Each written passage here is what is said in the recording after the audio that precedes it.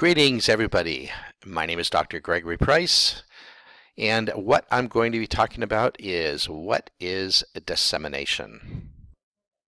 Dissemination is one of those key things that occurs at the very end of your dissertation process. The word dissemination is the act or the process of disseminating or spreading something, the state of being disseminated. This is from Webster's, and the idea here is that you're going to be putting your research, once it's completed, once it's approved, you're going to be putting your research out into the community of literature. Now, there's a very important reason that City University of Seattle wants you to make a dissemination plan. It is because we want you to share your work with the world. Oftentimes what occurs is your research earns you your degree, but this research is your life work, and it's also the direction that you're heading. So you want to be able to utilize it and make something worthwhile from the time you spent conducting the research. The research is good, it's quality, and we want you to disseminate it. So in this slide, it's the slide that we're going to talk about what the dissemination plan is all about. So here we go, the dissemination plan. It is your written document, really a written document that you put together towards the end of your dissertation cycle, and you would ask for help with your chair to kind of help you put this together. You start asking questions, and it's the detailed plan as to how you're going to get your work out into the rest of the world. The plan needs to be targeted within opportunities that surround your specific area that the research focused on. And you need to do this within the following year, following the defense. And an appropriate dissemination includes the following items, but it doesn't really have to be limited to these different items. So it would be academic journals, academic conferences. They could be regional, national, or even international, even professional organizational meetings. The dissertation plan really is the last step in your dissertation process. So to understand the dissemination plan and how you go about submitting it, this is like we say, it's the last step of the dissertation process that you've gone through. What you do is you would begin by submitting it to the dean at the same time that you submit your approved dissertation. You would also include it in the final Research 694F class into the shell for archiving. You would finally submit it to ProQuest, and the library has an avenue for you to do that.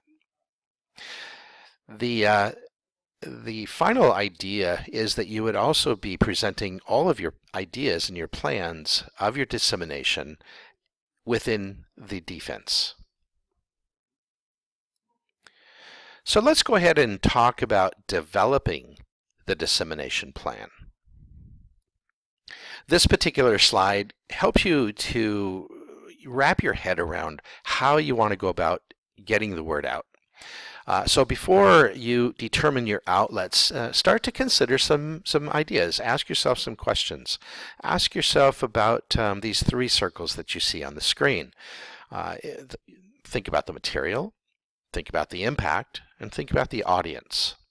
So with regard to the material, do you want to present the whole study or only a part of the study? Does your study have several researchable components to it? Is your study qualitative? Is it quantitative? And what field or discipline should you look to present in?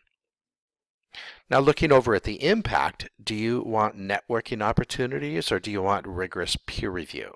So those are things that you might want to consider as well.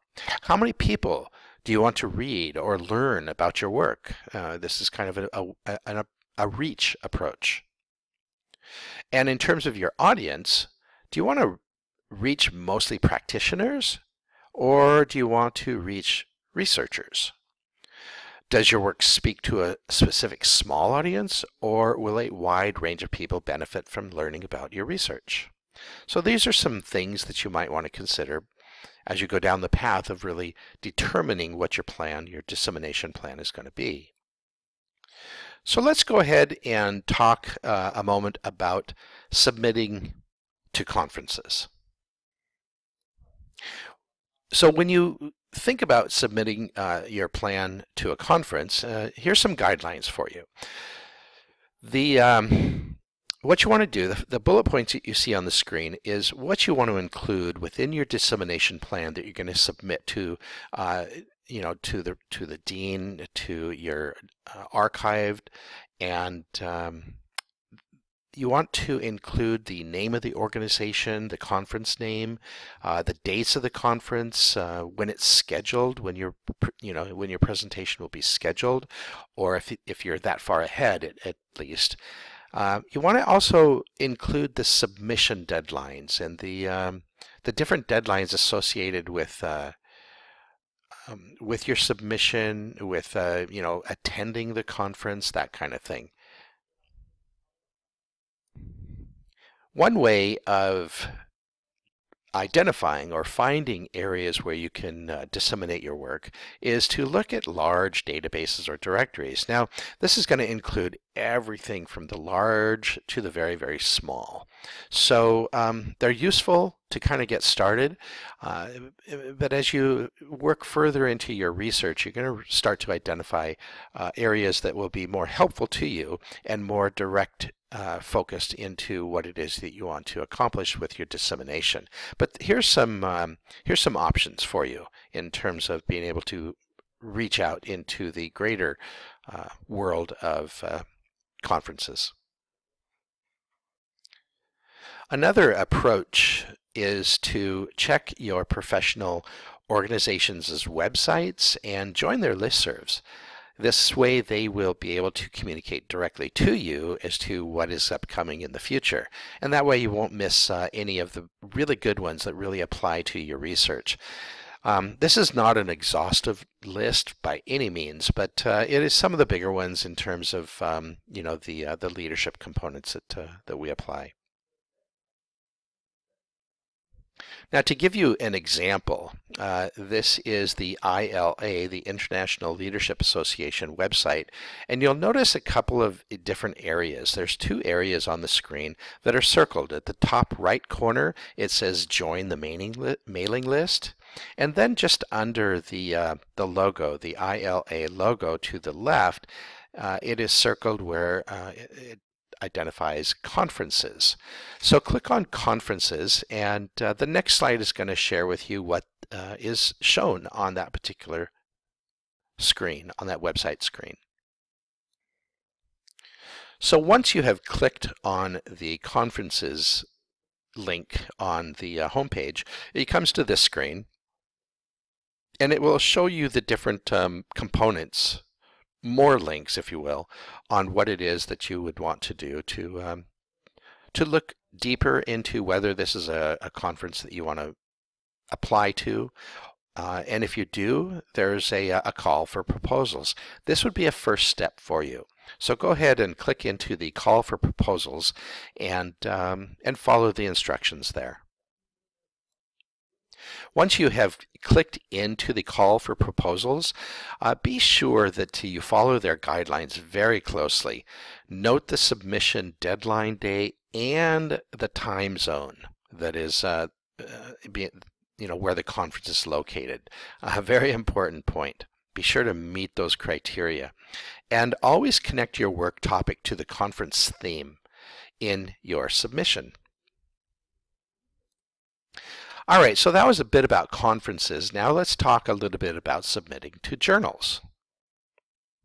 So in your dissertation plan, if you plan to submit to the journals or other kinds of professional publications, include the following information in your plan that you submit along with your dissertation, again to the dean and into the archive. Name the journal and the publication. Create a brief description or the scope, the aim of the journal and the target audience. It's kind of helpful to see and for others to hear that. Put a link into the submission guidelines or the dates for the, definitely include the dates in the submission guideline as well. And similar to conferences, check your professional organization's websites and join their listservs.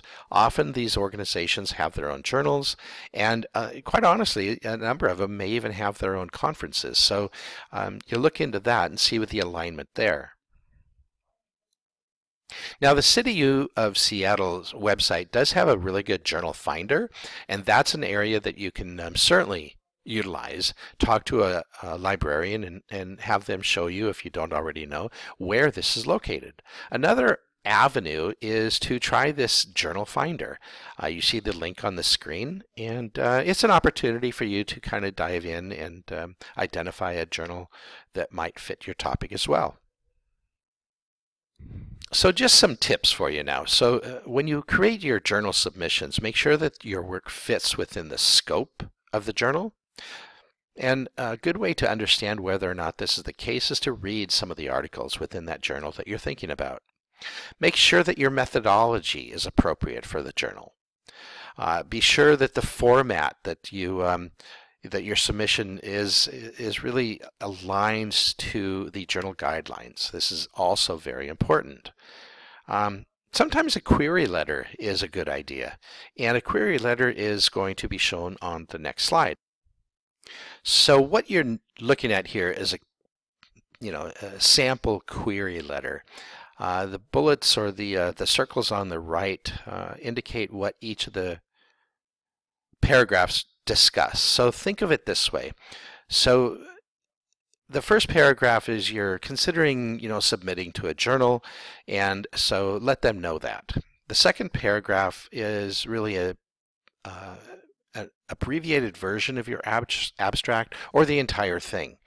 And then finally, maybe you have some questions, and you want to ask the logistics behind those questions and see if you can't get a response from them as well that way.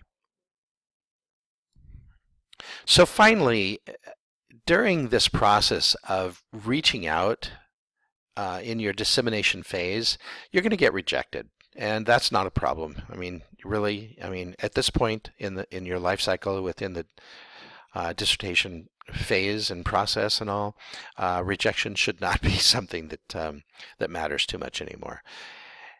There are many opportunities for you to disseminate your work, and you're encouraged to put the plan together and to start reaching out to ensure that your work does get put out into the community. So thank you very much for your time. If you have questions about dissemination, talk to your chair about that. It's something that you guys could probably bat back and forth over a long period of time, and it's a good conversation. And these are things that the dissemination really is something that you have to kind of look far into the future about. So any time that you start talking about it is a good time. Anyway, thank you very much. I hope you enjoyed this presentation.